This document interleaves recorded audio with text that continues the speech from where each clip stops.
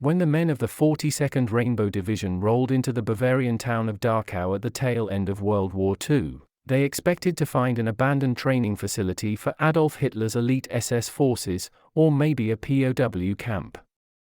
What they discovered instead would be seared into their memories for as long as they lived: piles of emaciated corpses, dozens of train cars filled with badly decomposed human remains, and perhaps most difficult to process, the thousands of walking skeletons who had managed to survive the horrors of Dachau, the Nazis' first and longest operating concentration camp. Almost none of the soldiers, from generals down to privates, had any concept of what a concentration camp really was, the kind of condition people would be in when they got there, and the level of slavery and oppression and atrocities that the Nazis had perpetrated, says John McManus, a professor of U.S. military history at the Missouri University of Science and Technology, and author of Hell Before Their Very Eyes: U.S. Soldiers Liberate Concentration Camps in Germany, April 1945. It was stunning. The liberation of Dachau by American troops on April 29, 1945, wasn't the first such deliverance by Allied troops. The Soviets had found and freed what remained of Auschwitz and other death camps months earlier. But the wrenching images and first-hand testimonies recorded by Dachau's shocked liberators brought the horrors of the Holocaust home to America. Dachau became a model for Nazi concentration camps. When Dachau opened in 1933, the notorious Nazi war criminal Heinrich Himmler christened it the first concentration camp for political prisoners. And that's what Dachau was in its early years: a forced labor detention camp for those judged as enemies of the National Socialist, Nazi Party, trade unionists, communists, and democratic socialists at first, but eventually Roma, gypsies, homosexuals, Jehovah's Witnesses, and of course, Jews.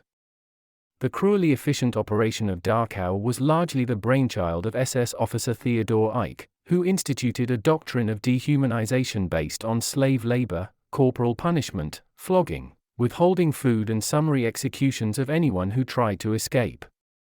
The Dachau prisoners labored under brutal conditions, tearing down a massive World War I-era munitions factory and then constructing the barracks and offices that would serve as the chief training ground for the SS.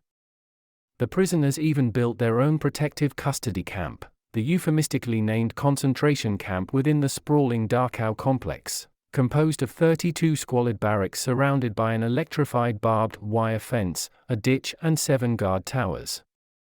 Prisoners were subjected to medical experiments, including injections of malaria and tuberculosis, and the untold thousands that died from hard labor or torture were routinely burned in the on-site crematorium.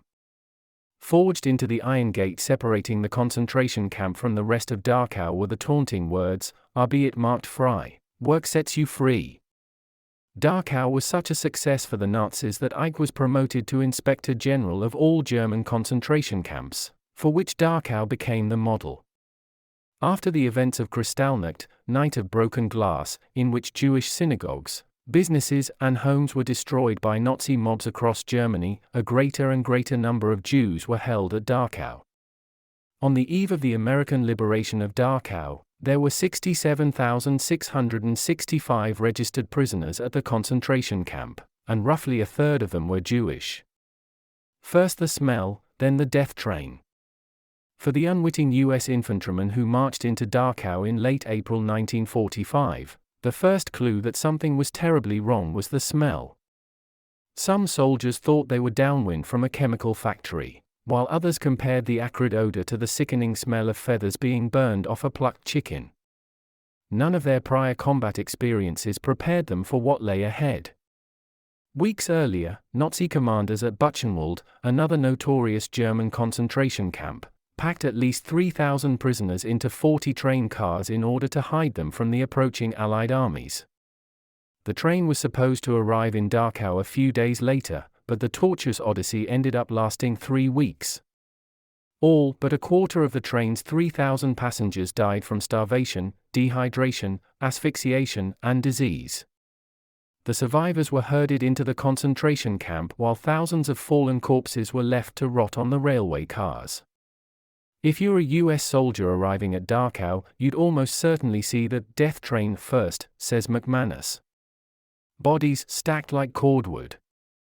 The abhorrent sights and smells of the death train left many American soldiers physically sick and emotionally shell-shocked, but it was only a taste of the horrors awaiting them inside the actual camp. In the weeks leading up to the liberation, the Nazis had shipped in prisoners from across Germany and as far away as Auschwitz. Like the survivors of the Buchenwald death train, these new arrivals were starving and riddled with diseases like typhus. The Dachau prison guards packed the new arrivals into the already overcrowded barracks, cramming up to 1,600 men into buildings designed for 250. Starvation and disease tore through the camp, claiming the lives of thousands of prisoners just days before the liberation. The Nazis tried to cremate as many of these bodies as they could before abandoning Dachau, but there were too many.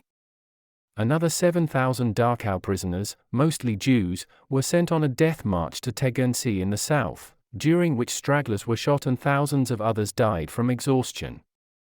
When the American GIs entered the concentration camp, they found piles of naked corpses, their skin stretched tight across impossibly malnourished bodies.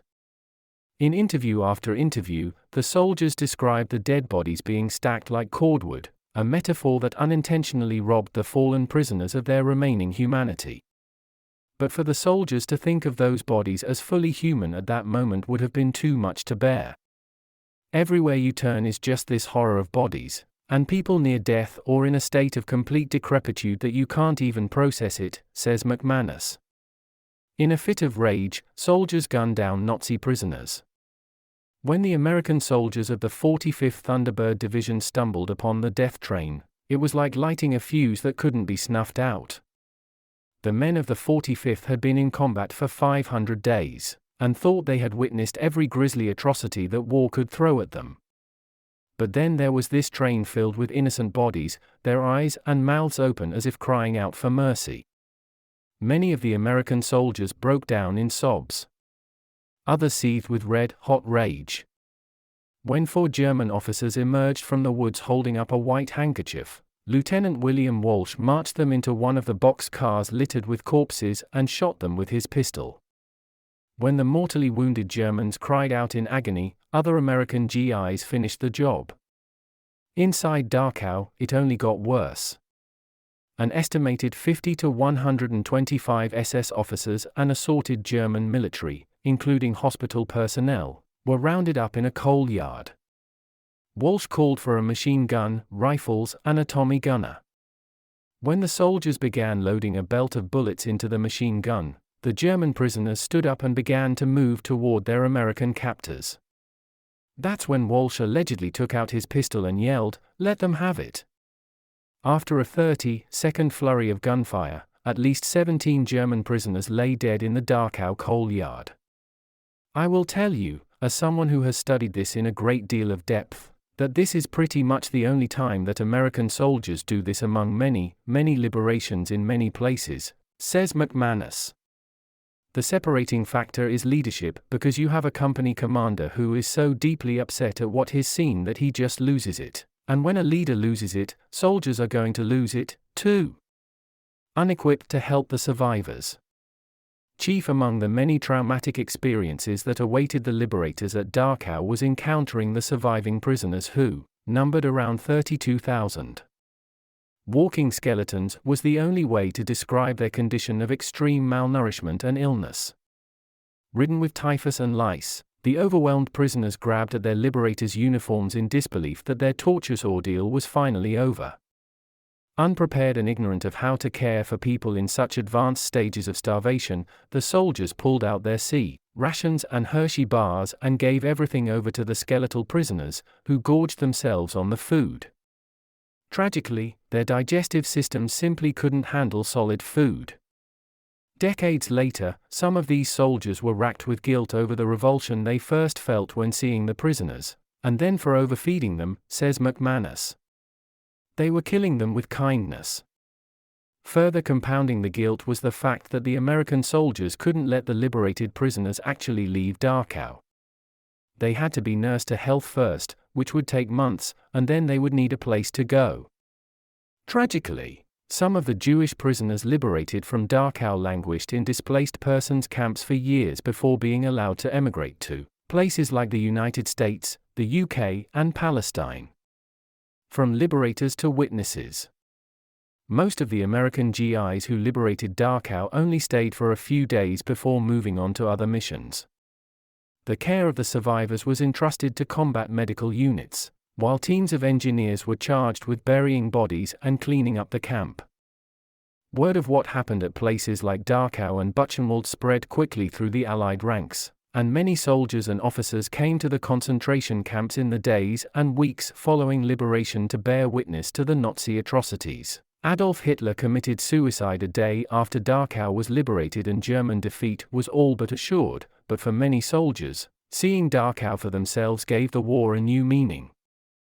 They weren't just fighting an enemy, they were fighting evil itself. General Dwight D. Eisenhower, along with Generals George Patton and Omar Bradley, visited the Ohrdruf concentration camp on April 12, 1945, a week after it was liberated.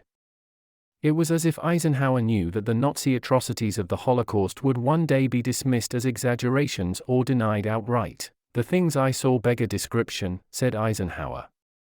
The visual evidence and the verbal testimony of starvation, cruelty, and bestiality were so overpowering as to leave me a bit sick. I made the visit deliberately, in order to be in a position to give first-hand evidence of these things if ever, in the future, there develops a tendency to charge these allegations merely to propaganda.